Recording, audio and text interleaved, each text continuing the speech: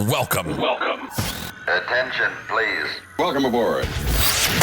Welcome to the No Comfort Zone podcast. It's time to get out of your comfort zone and live on purpose. Broadcasting to the world from Rockford, Illinois. This is your wake-up call. Warning. You are the solutions to all your problems. Stop thinking average. Become the hero version of yourself. Every day, every time, without fail, no exceptions.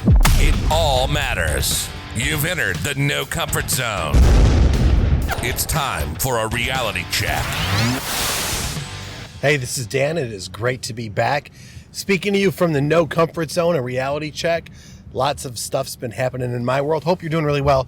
So check this out. Here's the big question. Here's what I've got for you. No matter where you're listening, and again, I really appreciate the reviews. Thank you very much. I'm really trying to build that up. So if you could please, wherever you consume your podcast, please give me a 5-star rating. Please give me a review. Wherever you get it, I would greatly appreciate it. I'm looking to really build that. And it is helping a few people because I've gotten a few emails, gotten a few phone calls, working with a few people, trying to help them to live on purpose. So thanks for doing that. I would greatly appreciate it. And I look forward to keep broadcasting this. And the reason why there's been a little bit of a downturn, it was Super Bowl weekend. I spent time with my son and I was watching the Super Bowl. Pretty cool to see Kansas City pull it out. I would say by the third quarter, I thought that the game was going to be over and the 49ers would win. I'm from the Midwest, so I thought Kansas City would be a really good idea if they won. And in the end, they did, and it was kind of a cool game and a lot of good things. What's going on with the controversy at the halftime show? Let it go. There's so many other things people to complain about. I thought it was pretty good. I liked it. Was it sexual by nature? Yes. We live in a sexual society. I don't think it's a bad thing. It's really your value, what you put on stake when it comes to sexuality and when it comes to dancing and when it comes to that. It's just where's your head at? You know, I think, quite frankly, I think we need more of that, more passion. Not a bad thing in my opinion. And somebody said recently something about slut shaming. And the funny thing is, slut shaming, I don't know. That's just awesome. There's fat shaming. There's slut shaming. Just stop shaming people and move on with your life, you know.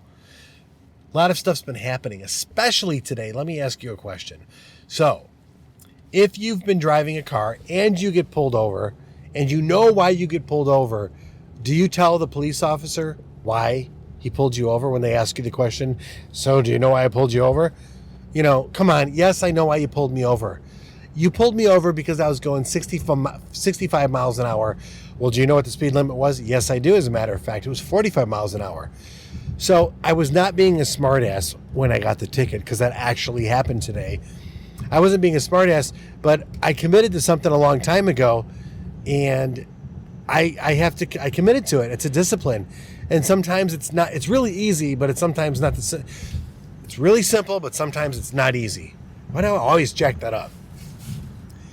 So I was honest with him, and I told him what's what. The fact of the matter, you were doing 69 miles an hour in a 45. So I said, yeah, I agree, I was doing that. That was absolutely right. So were the other 4 cars right in front of me, and I was not pushing them. It's just the way it happened, and he pulled me over. But I just realized something. He ended up giving me a ticket, and on the ticket, he wrote radar and audio. So I'm wondering, would he have given me a written warning rather than a written ticket had I said, no, officer, I don't know. I don't know. I was just following the cars in front of me. But because of my transparency, me not lying to a police officer, I think he gave me the ticket. Now, why do I say that? There are people in my workspace and at home that, can I tell a lie? Yes, I can tell a lie. But the fact is, I'm really good at telling lies, but I'm also really good at getting caught. So I don't want to tell lies anymore. And I made a commitment when I sobered up and started to live this lifestyle that if I was going to get sober, I'm going to stop lying to myself. And I would go to different meetings and I would have a chance to speak for a moment, about where I'm at in the day and what's going on and how I plan on being sober. And I remember saying this one time, and this is where I knew I was thoroughly effed up. This is where I knew I was thoroughly a screwed up individual, because I was already sober for a year and I already committed to being not a liar for a year. And guess what? I ended up being in this meeting, and I remember telling the gals that were in this that, there's times in my life that I would actually tell a lie and I didn't even have to. They're like, what do you mean? And I go, for example, like I stopped at the gas station, and I used to smoke. I used to stop at the gas station and either to put gas in my car or buy cigarettes. And then my spouse would ask me, what time did you leave? And I would say I just left. So I'll be home. Now, what does that mean? Why don't I just say that I went to go buy cigarettes, or I went to stop to get gas, or I grabbed something to drink on the way home? Why wouldn't I just say that? But ladies and gentlemen, if you listen to my podcast, you might have just missed it. I would tell lies even when I didn't have to. Now, if you heard that and you're thinking to yourself, when would you ever have to tell a lie? You're a good person, and continue to listen to this podcast, and let's go after your goals in a major way. Let's crush your goals. Go to thenocomfortzone.com or hit me up, Dan at the No Comfort Zone, and watch what happens. Because you've got the right character and ethics in place. Now, if you're like me and you say that, well, there are certain times that I'm going to have to lie in my life, guess what? You've got adversity coming your way, or you just got out of it. That's just the way it works, my brethren. That's what happens. There's a lot of people that are so full of it, they don't even know their ass from a hole in the ground. And what they're trying to do is they're trying to manipulate their way through life. It doesn't work that way. So I recently met up with my son. Great conversation today. We went out for lunch and got a chance to catch up. And I was as transparent as I could possibly be about my past. I was completely 100% honest about my opinion and stuff with no filter. And instead of him getting all concerned or worried, I had him cracking up. And I think the reason why I was laughing is because I talked with reckless abandon. I didn't care about what the outcome was because I'm talking truth. The reason you didn't get the job is because you smoke weed. The reason why you play the role of a victim is you think nobody else knows what's going on or what you're doing. It's so easy when you're trying to live a righteous path to look back without judgment and look at somebody and why their life is screwed up. All of the people around me back when I was going through my heyday of misery, chaos, and drama, they all saw it, and they just avoided me. They just kind of went out and did their own thing and let me wallow in the mire. I quoted the Doors one more time. Anyway, the Doors, the group, the Doors, I referenced them, wallow in the mire. I lived in my own chaos and drama for a reason. I wasn't ready to change.